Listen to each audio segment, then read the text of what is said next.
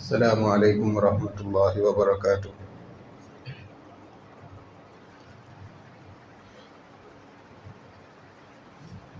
الحمد للہ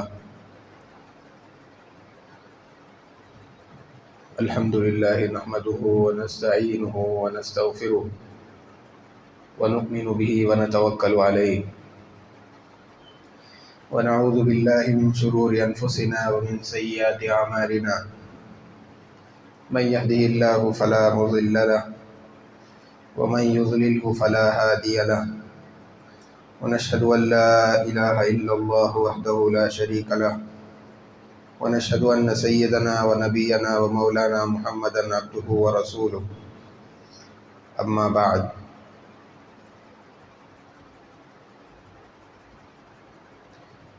أعوذ بالله من الشيطان الرجيم بسم الله الرحمن الرحيم والفجر وليال عشر صدق اللہ العظیم۔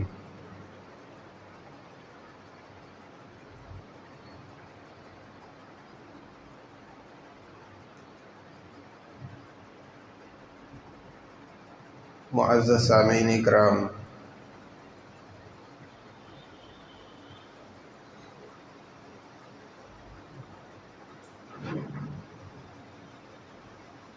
ان قریب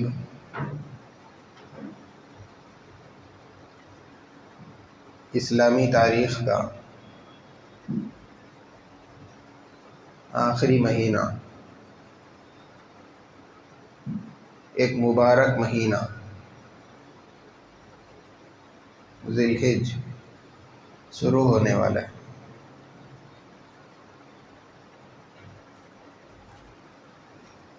ذی الحجہ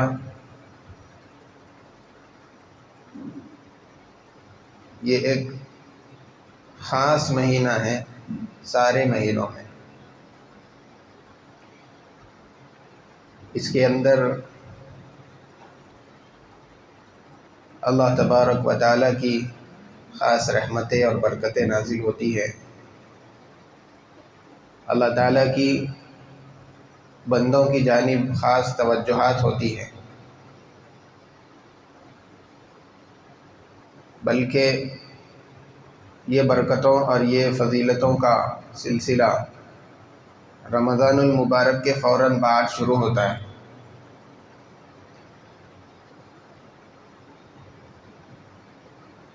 عبادات کے اندر اللہ تبارک و تعالیٰ نے ترتیب کچھ اس انداز میں قائم فرمائی۔ رمضان کے مہینے میں روزوں جیسی مقدس عبادت کو فرض کر دیا، پھر جیسے ہی رمضان ختم ہوا، روزوں کی عبادت ختم ہوئی، اگلے ہی دن سے حج کی تیاریاں شروع ہو جاتی ہیں، کیونکہ اللہ کے نبی صلی اللہ علیہ وسلم نے فرمایا حج کے 3 مہینے ہیں، شوال، ذی القعدہ، ذی الحجہ۔ اگرچہ کہ حج کے جو مخصوص ارکان ہیں وہ سب ذی الحجہ کے مہینے میں ہوتے ہیں، لیکن اگر کوئی حاجی حج کی نیت سے رمضان کے ختم ہوتے ہی احرام پہن کر کے گھر سے نکل جائے تو اس کا احرام پہن کر کے حج کی نیت سے چلنا درست ہے۔ ہاں اگر کوئی رمضان ہی کے اندر نکل جاتا ہے تو پھر اس کا وہ نیت کرنا قابل قبول نہیں ہوگا۔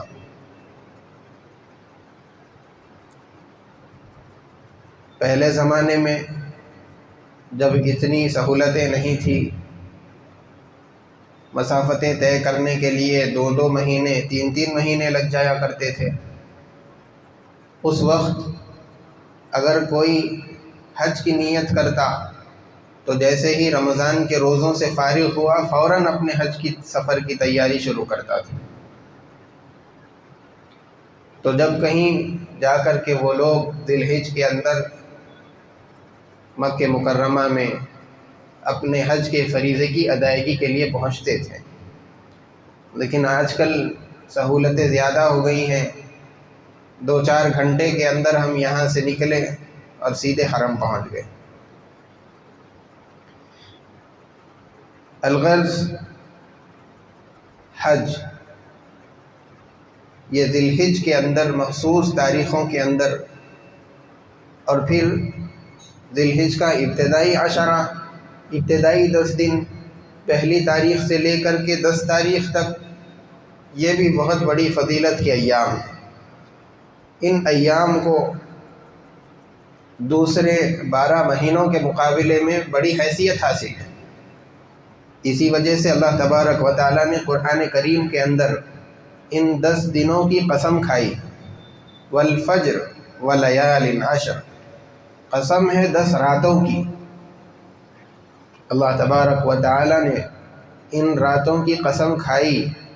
اللہ تعالیٰ کو کسی بات کا یقین دلانے کے لیے قسم کھانے کی ضرورت نہیں تھی، لیکن اللہ تعالیٰ نے قسم کھائی تو ان 10 راتوں کی۔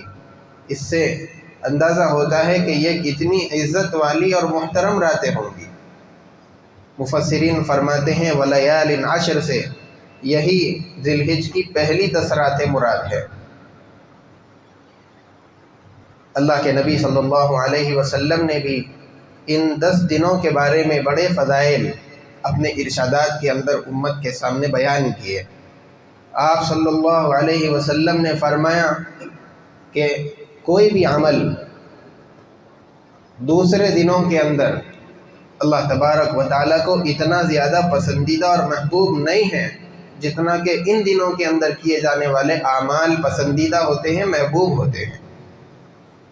نیز دوسرے ارشاد میں آپ نے فرمایا جو آدمی ان 10 دنوں میں سے اگر کسی ایک دن میں بھی روزہ رکھتا ہے تو اس کا ثواب 1 سال کے روزوں کے ثواب کے برابر، اور اگر کوئی اس کی ایک رات کے اندر قیام کرتا ہے، تہجد پڑھتا ہے، نوافل کا اہتمام کر لیتا ہے، ذکر و اذکار کے اندر، قرآن کی تلاوت کے اندر، الغرض عبادت کے اندر اگر ایک رات گزارتا ہے تو اس آدمی کو شب قدر میں عبادت کرنے کا ثواب ملتا ہے۔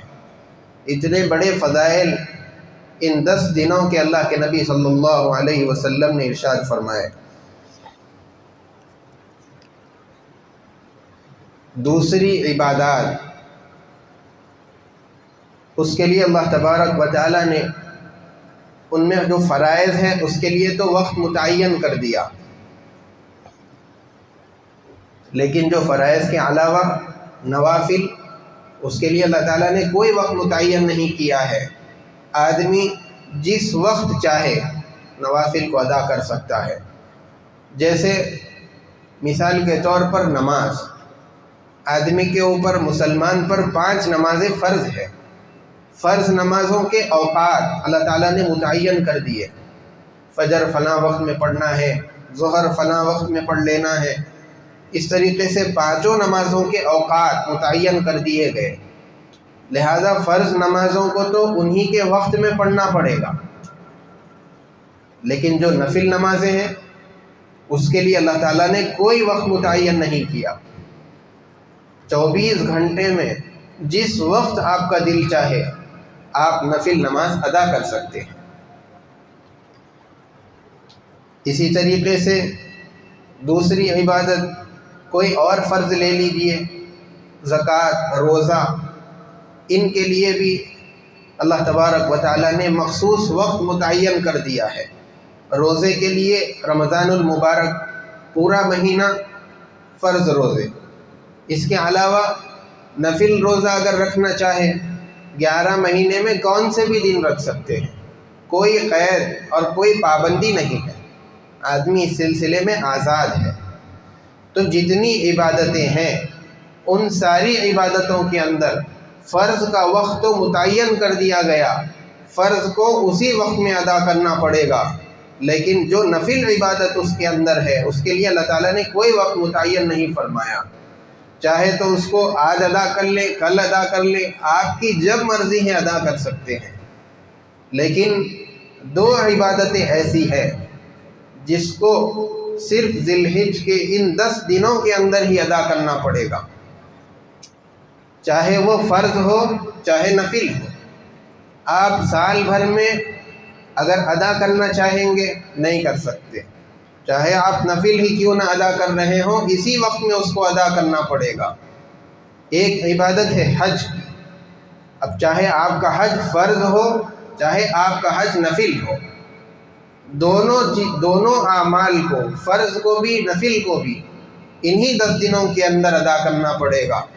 عرفات کے اندر قیام کرنا ہے، مینا میں، اور اسی طریقے سے مزدلفہ، پھر کنکریاں مارنے والا عمل، یہ سارے اعمال چاہے فرض حج کے ادا کیے جا رہے ہوں یا نفل حج کے ادا کیے جا رہے ہوں، انہی ایام کے اندر کرنا پڑے گا۔ اگر کوئی آدمی یہ سوچے کہ ان دنوں کے اندر تو بھیڑ زیادہ رہتی ہے، میں محرم میں جا کر کے یہ اعمال کر لوں گا، ربیع الاول میں چلا جاؤں گا، کسی اور مہینے میں چلا جاؤں گا، یہ اعمال کر کے آ جاؤں گا۔ اب اگر کوئی آدمی یہ سوچ کر محرم میں جا کر کے عرفات میں قیام کرتا ہے اور کنکریاں محرم میں مارتا ہے، حج کے جتنے ارکان ہیں سب محرم کے اندر ادا کر رہا ہے، اس کا یہ حج قبول نہیں ہوگا، عبادت ہی شمار نہیں ہوگا، اور اس کے اوپر اس کو کوئی ثواب نہیں ملے گا۔ اسی طریقے سے دوسری عبادت قربانی، اللہ تعالیٰ نے اس کے لیے انہی ایام کے اندر 10، 11 اور 12 3 تاریخوں کو متعین کر دیا۔ اب قربانی والا عمل اگر کرنا چاہتے ہیں تو انہی 3 دنوں کے اندر کرنا ہوگا، چاہے آپ اپنے اوپر جو واجب قربانی ہے وہ ادا کر رہے ہوں یا پھر کوئی نفلی قربانی کر رہے ہوں۔ دوسرے ایام کے اندر صدقے کی نیت سے جانور ذبح کر کے گوشت تقسیم کر سکتے ہیں، لیکن قربانی والی جو عبادت ہے وہ صرف اسی ایام کے اندر ادا کی جا سکتی ہے۔ اس کے علاوہ میں اگر کرنا چاہیں گے تو آپ کا وہ واجب، وہ نفل قربانی والی نیت عبادت ادا نہیں ہوگی، بلکہ صدقے کے طور پر نفل دوسری قربانی ہو جائے گی۔ تو یہ 2 عبادتیں ہیں جو فرض ہو نفل ہو، انہی ایام کے اندر جو اللہ تبارک و تعالیٰ نے ان کے لیے متعین فرمائے ہیں، اسی میں آپ کو ادا کرنا پڑے گا۔ دوسرے میں اگر ادا کریں گے تو وہ آپ کی ادا نہیں ہوگی۔ اس کے علاوہ چند اعمال ایسے ہیں جو اللہ کے نبی صلی اللہ علیہ وسلم نے مسلمانوں کے لیے اس کو متعین کیا، آپ نے اس کی امت کو تعلیم دی، تاکید فرمائی۔ ایک تو یہ ناخن نہیں کاٹنا ہے، جیسے ہی آپ ذی الحج کا چاند دیکھ لیں گے، یہ باتیں اس لیے بتائی جا رہی ہیں کیونکہ ابھی مہینہ شروع نہیں ہوا، آئندہ جمعہ جب آئے گا تو ذی الحج کی پہلی تاریخ ہوگی، اسی لیے ابھی سے یہ سب باتیں آپ کو بتائی جا رہی ہیں۔ جب ذی الحج کا چاند دیکھ لیں گے اور قربانی کی اگر آپ کی نیت ہے، قربانی اپنی طرف سے کرنا چاہتے ہیں، تو پھر آپ ناخن نہیں کاٹنا ہے، بال نہیں کاٹنا ہے۔ اللہ کے نبی صلی اللہ علیہ وسلم نے یہ حکم فرمایا، اسی لیے اس کا کرنا مستحب ہے۔ بڑا عجیب حکم ہے، اللہ کے نبی صلی اللہ علیہ وسلم نے ایسا حکم کیوں دیا؟ چاند دیکھتے ہی ناخن نہ کاٹو، بال نہ کاٹو، دیکھنے میں تو عجیب ہے، لیکن ان مخصوص ایام کے اندر بہت سارے اللہ کے بندے دنیا کے چاروں کونوں سے حرم پہنچتے ہیں، بیت اللہ پہنچتے ہیں، ان کی حالت اپنے سارے سلے ہوئے کپڑے بازو رکھ دیتے ہیں، احرام پہن لیتے ہیں، اور پھر بالوں میں کنگھی نہیں، عطر کا استعمال کرنا منع، ویسے ہی پراگندہ حال کے اندر اللہ کے دربار میں حاضر ہے۔ اور وہ ان کے لیے بھی یہی حکم ہے کہ جب بیت اللہ آ جائے، احرام باندھ لے، تو پھر ناخن نہیں کاٹنا ہے، بال نہیں کاٹنا ہے، جب تک کہ حج پورا نہ ہو جائے۔ قربانی کر لیں گے اس کے بعد میں یہ سب چیزوں کے کاٹنے کی اجازت ہوگی۔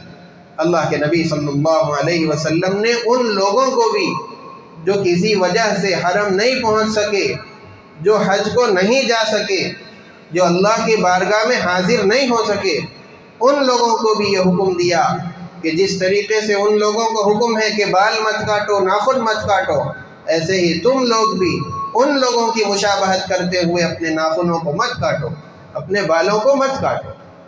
تو ان حجاج کے ساتھ، حاجیوں کے ساتھ مشابہت کے لیے اللہ کے نبی صلی اللہ علیہ وسلم نے یہ حکم پوری امت کو بتایا۔